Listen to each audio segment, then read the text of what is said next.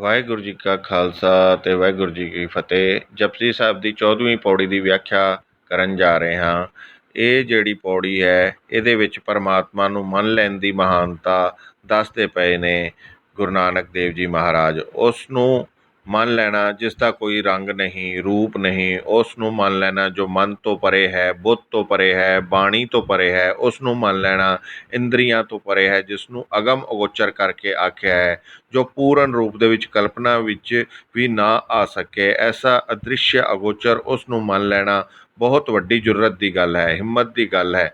ਮੰਨ ਲੈਣ ਦੀ ਅਵਸਥਾ ਬਣ ਸਕੇ ਲਗਾਤਾਰ ਪਹਿਲੇ ਸੁਣਨਾ ਪੈਂਦਾ ਹੈ। ਇਸ ਵਾਸਤੇ ਧਾਰਮਿਕ ਦੁਨੀਆ ਦੇ ਵਿੱਚ ਸੁਣਨ ਦੀ ਜਿਤਨੀ ਮਹਾਨਤਾ ਹੈ, ਉਤਨੀ ਹੀ ਮਹਾਨਤਾ ਮੰਨ ਲੈਣ ਦੀ ਹੈ। ਸੁਣਨਾ ਪਹਿਲਾ ਕਦਮ, ਮੰਨਣਾ ਦੂਸਰਾ ਹੈ। ਸਤਿਗੁਰੂ ਦੇਵ ਜੀ ਮਹਾਰਾਜ ਅੱਗੇ ਕਹਿੰਦੇ ਨੇ, ਪਰਮਾਤਮਾ ਦਾ ਨਾਮ ਕਾਲਕ ਤੋਂ ਰਹਿਤ ਹੈ। ਇੱਕ ਗੱਲ ਨੂੰ ਮੰਨੀਏ ਦੀਆਂ 4 ਪੌੜੀਆਂ ਦੇ ਵਿੱਚ ਸਤਿਗੁਰੂ ਦੇਵ ਜੀ ਮਹਾਰਾਜ ਨੇ ਬਾਰ-ਬਾਰ ਦੁਹਰਾਇਆ ਹੈ, ਐਸਾ ਨਾਮ ਨਿਰੰਜਨ ਹੋਏ ਜੇ ਕੋ ਮਨ ਜਾਣੇ ਮਨ ਕੋਏ। ਪਰਮਾਤਮਾ ਕਾਲਕ ਤੋਂ ਰਹਿਤ ਹੈ, ਧੱਬਿਆਂ ਤੋਂ ਰਹਿਤ ਹੈ, ਨਿਰਲੇਪ ਹੈ। ਪਰ ਇਸ ਦੀ ਨਿਰਲੇਪਤਾ ਦਾ ਉਦੋਂ ਹੀ ਪਤਾ ਚੱਲੇਗਾ ਕੋਈ ਮੰਨ ਲਵੇ, ਪੂਰਨ ਤੌਰ 'ਤੇ ਭਰੋਸਾ ਕਰ ਲਵੇ। ਜਾਂ ਕਿ ਹਿਰਦੇ ਵਿਸ਼ਵਾਸ ਪ੍ਰਭ ਆਇਆ, ਤਤ ਗਿਆਨ ਤਿਸ ਮਨ ਪ੍ਰਗਟਾਇਆ। ਭਰੋਸਾ ਬਣ ਜਾਏ, ਵਿਸ਼ਵਾਸ ਬਣ ਜਾਏ। ਸੰਸਾਰ ਨੇ ਤੇ ਸੰਸਾਰ ਹੈ ਤੇ ਸੰਸਾ ਨਹੀਂ ਪੈਦਾ ਹੁੰਦਾ। ਨਿਰੰਕਾਰ ਹੈ ਤੇ ਸੰਸੇ ਜਨਮ ਲੈਂਦੇ ਨੇ। ਕੋਈ ਮਨੁੱਖ ਇਹ ਆਖੇ ਕਿ ਸੂਰਜ ਹੈ ਤੇ ਮਨੁੱਖ ਫੌਰਨ ਮੰਨ ਲੈਂਦਾ ਹੈ। ਚੰਦਰਮਾ ਹੈਗਾ ਹੈ, ਮਨੁੱਖ ਫੌਰਨ ਕਹਿ ਦਿੰਦਾ ਹੈ ਹਾਂ ਹੈ ਚੰਦਰਮਾ। ਮਨੁੱਖ ਕਹੇ ਕਿ ਧਰਤੀ ਹੈਗੀ ਹੈ, ਗ੍ਰਹਿ ਨਕਸ਼ਤਰ ਹੈਗੇ ਨੇ। ਅਗਰ ਕੋਈ ਇਹ ਆਖੇ ਤੇ ਸਾਰੇ ਕਹਿਣਗੇ ਹੈ ਵੇ। ਪਰ ਜੇ ਕੋਈ ਆਖੇ ਪਰਮਾਤਮਾ ਹੈ ਤੇ ਮਨੁੱਖ ਉਤਨੇ ਭਰੋਸੇ ਨਾਲ, ਉਤਨੀ ਹਿੰਮਤ ਨਾਲ, ਉਤਨੀ ਜ਼ਰੂਰਤ ਨਾਲ ਨਹੀਂ ਕਹਿੰਦਾ ਕਿ ਹੈ। ਕਾਰਨ ਸੂਰਜ ਦੀ ਤਰ੍ਹਾਂ ਉਹ ਪ੍ਰਤੱਖ ਨਹੀਂ ਦਿਖਾਈ ਦਿੰਦਾ, ਸੰਸਾਰ ਦੀ ਤਰ੍ਹਾਂ ਉਹ ਪ੍ਰਤੱਖ ਨਹੀਂ ਦਿਖਾਈ ਦਿੰਦਾ, ਵਿਦਿਆਮਾਨ ਦਿਖਾਈ ਨਹੀਂ ਦਿੰਦਾ। ਤੋ ਸੰਸਾ ਫੌਰਨ ਪੈਦਾ ਹੋ ਜਾਂਦਾ ਹੈ ਕਿ ਹੈ ਕਿ ਨਹੀਂ। ਇਹ ਦੋ ਪਾਸੇ ਦੀ ਭਾਵਨਾ ਅੰਦਰ ਫੌਰਨ ਜਨਮ ਲੈ ਲੈਂਦੀ ਹੈ। ਔਰ ਇਹ ਸੰਸਿਆ ਕਰਕੇ ਮਨੁੱਖ ਦਾ ਮਨ ਮਲੀਨ ਹੈ। ਔਰ ਇਹ ਸੰਸੇ ਰੋਜ਼ ਵੱਧਦੇ ਨੇ ਔਰ ਰੋਜ਼ ਈਸ਼ਵਰ ਪ੍ਰਤੀ ਇਨਕਾਰੀ ਜਜ਼ਬੇ ਜਨਮ ਲੈਂਦੇ ਨੇ। ਸੰਸੇ ਜਿਉ ਮਲੀਨ ਹੈ ਕਿ ਸੰਜਮ ਧੋਤਾ ਜਾਏ। ਗੁਰੂ ਅਮਰਦਾਸ ਜੀ ਫਰਮਾਨ ਕਰਦੇ ਨੇ, ਮਨੁੱਖ ਦੇ ਅੰਤਸਕਰਨ ਤੇ ਮੈਲ ਸੰਸਿਆ ਦੀ ਹੈ ਤੇ ਸੰਸਾ ਕੇਵਲ ਪਰਮਾਤਮਾ ਤੇ ਹੈ, ਸੰਸਾਰ ਤੇ ਨਹੀਂ ਹੈ। ਸੰਸਾ ਸੱਚ ਤੇ ਹੈ, ਝੂਠ ਤੇ ਨਹੀਂ ਹੈ। ਸੰਸਾ ਸੰਤੋਖ ਤੇ ਹੈ, ਲੋਭ ਤੇ ਨਹੀਂ ਹੈ। ਅਗਰ ਕੋਈ ਮਨੁੱਖ ਐਸਾ ਆਖੇ ਕਿ ਫਲਾਣਾ ਲੋਭੀ ਹੈ, ਬੰਦਾ ਇੱਕਦਮ ਭਰੋਸਾ ਕਰ ਲੈਂਦਾ ਹੈ ਤੇ ਕਹੇਗਾ ਹਾਂ ਹੋਵੇਗਾ। ਅਗਰ ਕੋਈ ਇਹ ਆਖੇ ਕਿ ਫਲਾਣਾ ਸੰਤੋਖੀ ਹੈ ਤੇ ਮਨੁੱਖ ਸੋਚਦਾ ਹੈ, ਸ਼ਾਇਦ ਸੰਸਾ ਖੜਾ ਹੋ ਜਾਂਦਾ ਹੈ ਕਿ ਨਹੀਂ ਹੈ। ਅਗਰ ਕੋਈ ਇਹ ਆਖੇ ਫਲਾਣਾ ਬੰਦਾ ਬਹੁਤ ਕਰੋਧੀ ਹੈ ਤੇ ਮਨੁੱਖ ਬਿਨਾਂ ਸਬੂਤ ਤੋਂ ਵੀ ਮੰਨ ਲੈਂਦਾ ਹੈ ਕਿ ਠੀਕ ਹੀ ਹੈ, ਹੋਏਗਾ, ਕਰੋਧੀ ਹੋਏਗਾ। ਅਗਰ ਕਹਿ ਦਈਏ ਫਲਾਣਾ ਬਹੁਤ ਨਿਰਮਲ ਹੈ, ਫਲਾਣਾ ਬਹੁਤ ਸ਼ਾਂਤ ਹੈ ਤੇ ਮਨੁੱਖ ਕਹਿੰਦਾ ਹੈ ਸ਼ਾਇਦ ਹੋਵੇਗਾ। ਸ਼ਾਇਦ ਲਫ਼ਜ਼ ਦਾ ਜਨਮ ਹੋਣਾ ਇੱਕਦਮ ਗੱਲ ਸਿੱਧ ਹੋ ਗਈ, ਪੂਰਨ ਭਰੋਸਾ ਨਹੀਂ ਜੰਮਿਆ।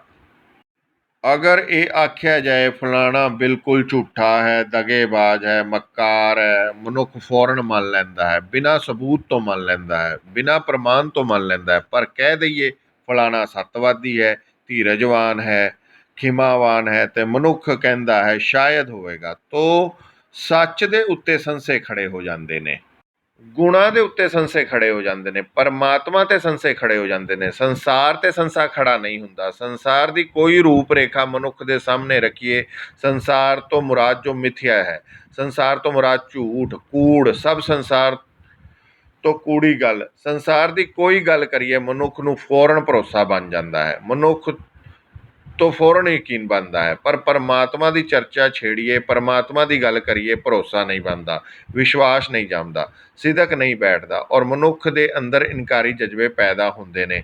ਇਸ ਵਾਸਤੇ ਸਾਹਿਬ ਕਹਿੰਦੇ ਨੇ, ਜਦੋਂ ਭਰੋਸਾ ਵੱਜਦਾ ਹੈ, ਅਨੁਭਵ ਪ੍ਰਕਾਸ਼ ਦਾ ਜਨਮ ਵੀ ਉਦੋਂ ਹੀ ਹੁੰਦਾ ਹੈ।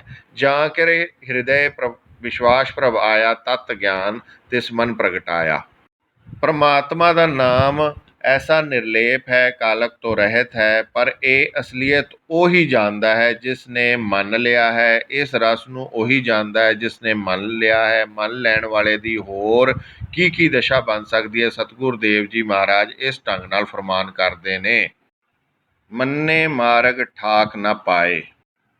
ਜੋ ਪਰਮਾਤਮਾ ਦੇ ਨਾਮ ਨੂੰ ਮੰਨ ਲੈਂਦੇ ਨੇ ਉਹਨਾਂ ਨੂੰ ਮਾਰਗ ਦੇ ਵਿੱਚ ਠੱਗਿਆ ਨਹੀਂ ਜਾ ਸਕਦਾ। ਉਸ ਨੂੰ ਕਿਸੇ ਤਰ੍ਹਾਂ ਦੀ ਵੀ ਰੁਕਾਵਟ ਨਹੀਂ ਪੈਂਦੀ। ਕੋਈ ਵੀ ਵਿਘਨ ਰਸਤੇ ਵਿੱਚ ਖੜਾ ਨਹੀਂ ਹੁੰਦਾ। ਕਿਉਂ ਵਿਘਨ ਵਿਨਾਸਨ ਸਭ ਦੁਖ ਨਾਸਨ, ਸਤਿਗੁਰ ਨਾਮ ਦ੍ਰਿੜਾਇਆ। ਖੋਏ ਪਾਪ ਭਏ ਸਭ ਪਾਵਨ, ਜਨ ਨਾਨਕ ਸੁਖ ਕਰ ਆਇਆ। ਵਿਘਨ ਹੀ ਰੋਕ ਹੈ। ਕਰ ਰਹੇ ਹਾਂ ਕੋਈ ਕੰਮ, ਵਿਘਨ ਪੈ ਗਿਆ ਹੈ, ਵਿਘਨ ਹੀ ਰੋਕ ਹੈ, ਵਿਘਨ ਹੀ ਠਾਕ ਹੈ। ਪਰਮਾਤਮਾ ਦੇ ਨਾਮ ਨੂੰ ਜੋ ਮੰਨ ਲੈਂਦੇ ਨੇ ਕੋਈ ਰੋਕ ਨਹੀਂ ਖੜੀ ਹੁੰਦੀ, ਕੋਈ ਵਿਘਨ ਨਹੀਂ ਖੜਾ ਹੁੰਦਾ। ਔਰ ਜੋ ਮੰਨੇ ਨਾ ਉਹਦੇ ਬਾਰੇ ਤੇ ਪਾਤਸ਼ਾਹ ਦੀ ਬਾਣੀ ਫਰਮਾਨ ਕਰਦੀ ਹੈ, ਕੋਟ ਵਿਘਨ ਤਿਸ ਲਾਗਤੇ, ਜਿਸ ਨੂੰ ਬਿਸਰੇ ਨਾਉ, ਨਾਨਕ ਅੰਦਿਨ ਬਿਲਪਤੇ, ਜਿਉ ਸੁੰਝੇ ਕਰ ਕਾਉ। ਇੱਕ ਵਿਘਨ ਨਹੀਂ, ਵਿਘਨ ਤੇ ਵਿਘਨ ਖੜਾ ਹੋਏਗਾ। ਕਰੋੜਾਂ ਤਰ੍ਹਾਂ ਦੇ ਵਿਘਨ ਕਰੋੜਾਂ ਤਰ੍ਹਾਂ ਦੀਆਂ ਰੋਕਾਂ ਵਿੱਚ ਖੜੀਆਂ ਹੋ ਜਾਂਦੀਆਂ ਨੇ। ਕੋਈ ਕੰਮ ਕਰਨਾ ਲੱਗਾ ਹੈ, ਰੋਕ ਖੜੀ ਹੋ ਗਈ ਹੈ।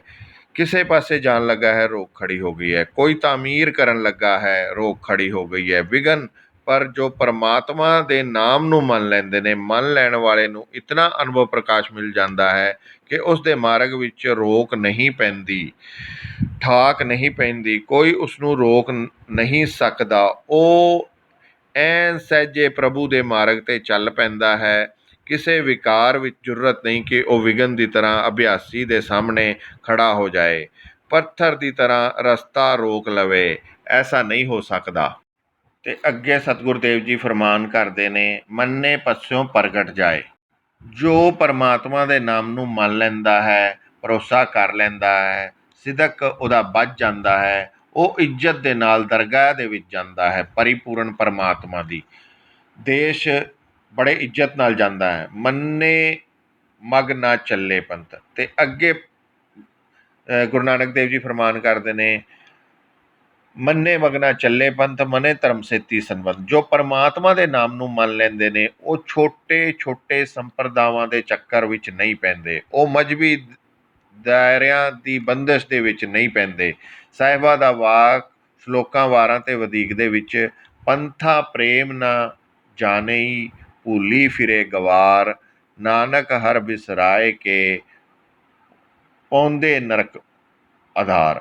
ਉਹ ਪੰਥ ਤੋਂ ਮੁਰਾਦ ਛੋਟੇ ਛੋਟੇ ਰਸਤਿਆਂ ਦੇ ਚੱਕਰ ਵਿੱਚ ਨਹੀਂ ਪੈਂਦੇ।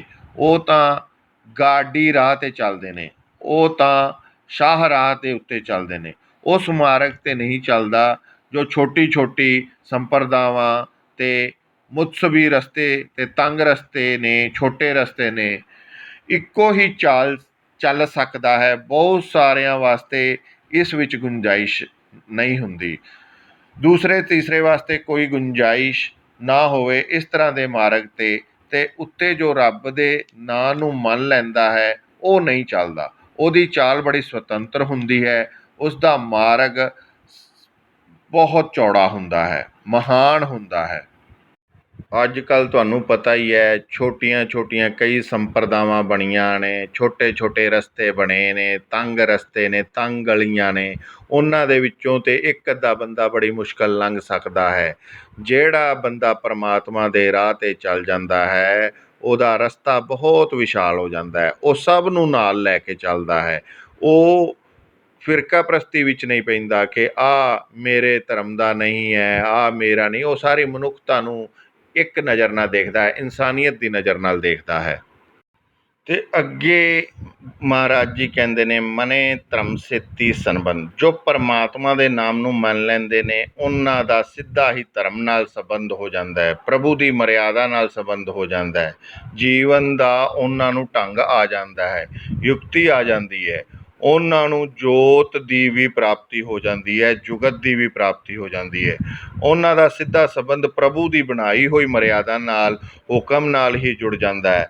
ਐਸਾ ਨਾਮ ਨਿਰੰਜਨ ਹੋਏ, ਜੇ ਕੋ ਮਨ ਜਾਣੇ ਮਨ ਕੋਇ। ਪਰਮਾਤਮਾ ਦਾ ਨਾਮ ਕਾਲਕ ਤੋਂ ਰਹਿਤ ਹੈ, ਪਰ ਇਹ ਰਸ, ਇਸ ਅਵਸਥਾ ਦਾ ਆਨੰਦ ਉਹੀ ਮਾਣ ਸਕਦਾ ਹੈ ਜਿਸ ਨੇ ਮੰਨ ਲਿਆ ਹੈ ਉਸ ਨੂੰ।